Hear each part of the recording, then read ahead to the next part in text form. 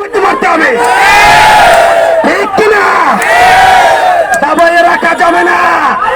তোমরা কারা আমরা চিনি, রিক্সাওয়ালার সাথে পারো নাই।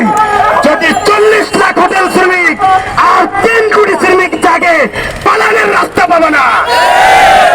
তোমরা গাড়ির চাকার দিকে চাইয়া দেখ চালাও, উচিত ছিল তোমাদের সামনের দিকে তাকিয়ে চালানো।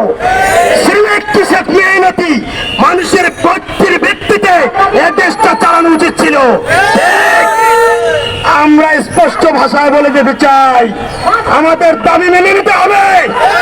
হোটেল শ্রমিকদের পরিচয়পত্র দিতে হবে, নিয়োগপত্র দিতে হবে, 8 ঘন্টা কাজের গ্যারান্টি দিতে হবে, 8 ঘন্টা কাজের বাইরে মজুরি দিতে হবে, কেবল উৎসব বোনাস দিতে হবে, ঈদের ছুটি দিতে হবে, অসুস্থতা জনিত ছুটি দিতে হবে, 18 দিন কাজের জন্য 1 দিন ছুটি দিতে হবে, ঠিক না? আপনারা প্রস্তুত আছেন?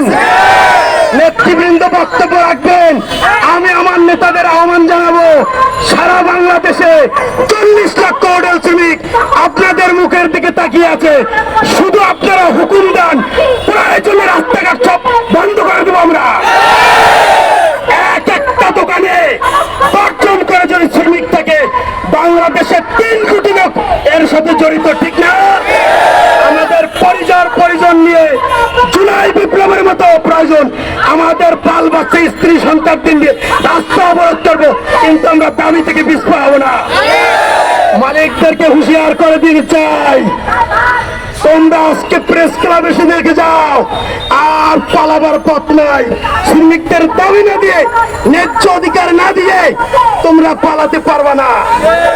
তোমরা সারিনা হোটেলে ইফতারির পরে 99,999 টাকা দিয়ে আইসক্রিম খাইয়ে পরান জুড়াইবা, আর আমরা 1 গ্লাস ঠান্ডা পানি খেতে পারবো না, তা হবে না। আমাদের রক্তবান হবে এই শিল্প টিকে আছে। শুধু এই শিল্পী না, এই দেশ চলে আমাদের, ঠিক নাকি? 8 টাকা ভোট থেকে গভীর রাত পর্যন্ত আমরা কাজ করি, আমাদের শ্রম ঘামেই এই সভ্যতা টিকে আছে, ঠিক না? তোমরা লাখ টাকা তোমার স্বর্ণের মোড়ানো, তোমরা ইন্টারকন্টিনেন্টালে জিলেবি খাইবা, আর আমরা পেজুর ঝুড়ি খাবো, তার হবে না।